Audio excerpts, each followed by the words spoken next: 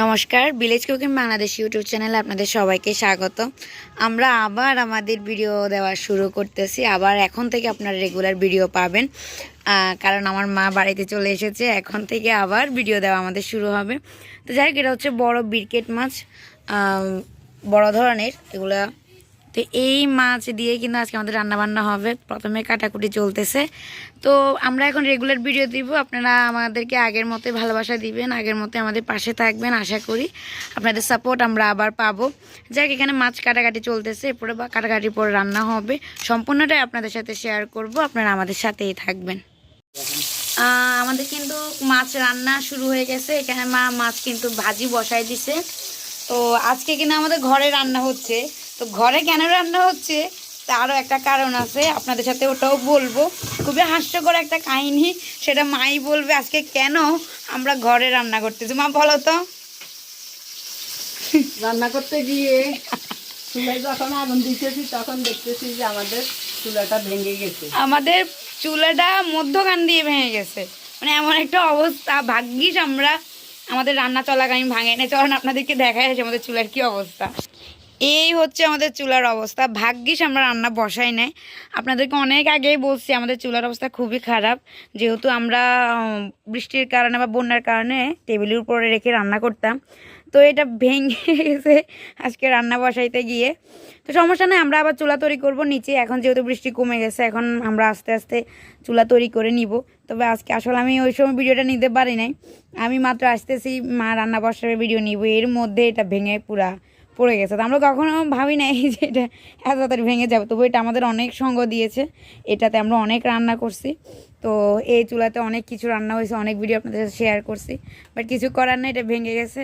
তো চলুন আমরা আমাদের রান্নায় ফিরি। আমাদের নতুন চুলা আসা পর্যন্ত আমরা কিন্তু গ্যাসে রান্না করব, ঠিক আছে? তোমার মাছ দিয়ে কি রান্না করবা? পেঁয়াজ দিয়ে এই মাছটা পেঁয়াজ দিয়ে রান্না করতে হয়। তরকারি দিয়ে রান্না করলে মজা হয় না, ওই জন্য এই মাছটা রসুন পেঁয়াজ দিয়ে রান্না করি। দেখে বিকেট মাছ তো এটাতে তরকারি দিলে কিন্তু ভালো লাগবে না। তো এটাকে মা রান্না করবো হচ্ছে যে বিকেট মাছটা রান্না করবো পেঁয়াজ দিয়ে, একটু পেঁয়াজ বাড়াই দিছে। তো কি করার বলেন, এখন মাটির চুলায় রান্না বান্না হচ্ছে না, আমাদের গ্যাসের চুলায় হচ্ছে। আর গ্যাসের চুলায় আমরা রান্না করি, এর আগেও শেয়ার করছি, তবে খুবই কম। তো বলতে গেলে মা প্রায় 1 মাস 5-10 দিনের পরে নিজের রান্নাঘর ফিরে আসছে। মা আবার তার রান্নাবান্না শুরু করতেছে। প্রায় অনেক দিন মায়ের রান্নাঘর মিস করছে। এখন কিন্তু আবার আমাদের রান্নাবান্না শুরু হয়ে গেছে, আবার আগের মতো ভিডিও হবে। চলুন আমরা সম্পূর্ণ রান্নাটা দেখি কি কি রান্না হচ্ছে আজকে। তো আজকে একটা রেসিপি শেয়ার করব, দুইটা আর যাবো না, কারণ আজকে সময় সম্পূর্ণ তো খুবই কম। আমরা কালকেই বাড়ি ফিরেছি। তো এখন চলুন মাছটা সম্পূর্ণ দেখি মাছ কীভাবে রান্না হচ্ছে। এখানে মা যে তেলে মাছ ভাজি করছে ওই তেলে কিন্তু মা পেঁয়াজটা দিয়ে দিছে। প্রথমে লবণ দিয়ে দিচ্ছে যাতে পেঁয়াজগুলো সিদ্ধ হয়ে যায় ভালো করে, ওই জন্য। আসলে আমাদের রান্নাঘরটা একটু ছোট, তো মানে ভিতরে রান্নাঘরটা বেশি বড় না, ওটা খুবই ছোট।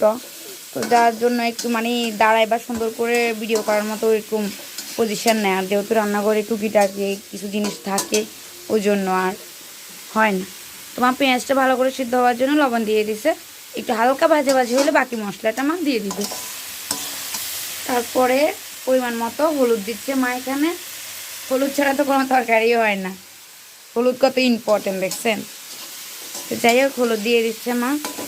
মশলা পাটে কিছু ব্যবহার হবে না, শুধুমাত্র এখানে আমরা একটু রসুন ব্যবহার করবো, তাই না মা? একটু রসুন ব্যবহার করবো, যেহেতু বিকেট মাছ, এটাতে হালকা একটু গন্ধ থাকে। তো ওই স্মেলটা দূর করার জন্যে মা এখানে আপনার একটু রসুন ব্যবহার করে, বাটা রসুন। আপনি চাইলে কুচো রসুনও ব্যবহার করতে পারেন। এই যে এখানে একটু রসুন দিচ্ছে মা। ভাজার সময় রসুনটা দিবেন, তাহলে রসুনের ওই গন্ধটাও কিন্তু চলে যাবে, কাঁচা গন্ধটা চলে যাবে রসুনের। আমাদের হচ্ছে আমি আপনাদেরকে দেখাই, এই হচ্ছে আমাদের বাইরে রান্নাঘরে, এইটা হচ্ছে জানলা, বাইরে দেখা যাচ্ছে না কিছুই।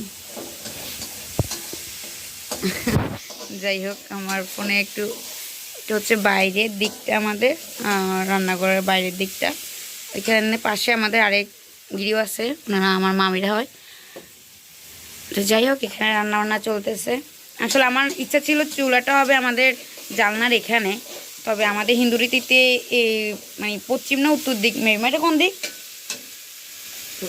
দক্ষিণ দিক। হ্যাঁ, দক্ষিণ দিকে কিন্তু চুলা বসায় না। তো দক্ষিণ দিকে যেহেতু চুলা বসায় না, ওই জন্য আমাদের এখানে চুলাটা বসানো হয় নাই। নাহলে আমার খুব ইচ্ছা ছিল একটু পর্যন্ত বসাই, একটু উপর করব, উপর করে গ্যাসের চুলাটা এখানে রাখার ইচ্ছা ছিল। তো সেটা হয় নাই, তো এখন এটাতে হচ্ছে। তবে আশা আছে এটাকেও উপর বড় করব। হ্যাঁ, এখন মরিচ দিয়ে দিচ্ছি আমরা এখানে।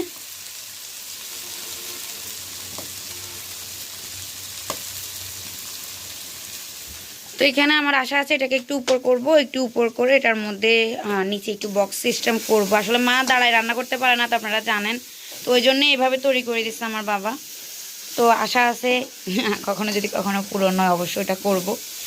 টাইলস বসিয়ে ইচ্ছা আছে। দেখো সবটাই তো আপনাদের সাথে শেয়ার করবো, আপনারা আছেন, আপনারা আমাদের ফ্যামিলি, আপনাদের কাছে আমরা সব কিছুই শেয়ার করব। তো আমাদের ওয়াল দেখে আবার কিছু মনে করবেন না, আসলে এটা সম্পূর্ণ লাগানো তো তো যার কারণে রান্না হইলে এটা কালছিটে হয়ে যায়। আমি দুদিন পর পর পরিষ্কার করি, তবে এটা মাঝে মধ্যে কালছিটে হয়ে যায়। তো যাই হোক, এই যে আমাদের মরিচও দিয়ে দিয়েছে, ঝালের পরিমাণটা একটু বাড়িয়ে দিবেন, এই মাছে একটু ঝাল খেতে ভালো লাগে। এবার মা একটু জল দিয়ে দিবে। ও, কিছু কাঁচা লঙ্কাও ব্যবহার করবে ঝালের জন্য, আপনি চাইলেও ব্যবহার করতে পারেন, নাও করতে পারেন। আর লাস্টে কিন্তু ধনিয়া পাতা ব্যবহার করার চেষ্টা করবেন, ভালো লাগবে। এখন বাজারে ধনিয়া পাতা পাওয়া যায়, অবশ্যই ধনিয়া পাতা ব্যবহার করবেন। হয়ে গেছে, এবার মা কিন্তু জল দিয়ে দিবে।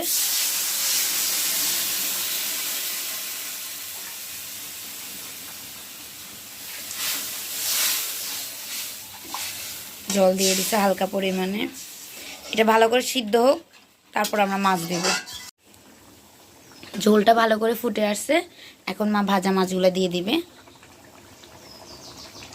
ঝোলটা একটু ভালো করে টেনে আসলে কিন্তু মাছটা দিবেন, তাহলে কিন্তু খেতে ভালো লাগবে। আগে দিয়ে দিলে কিন্তু মাছটা ফানসে হয়ে যাবে।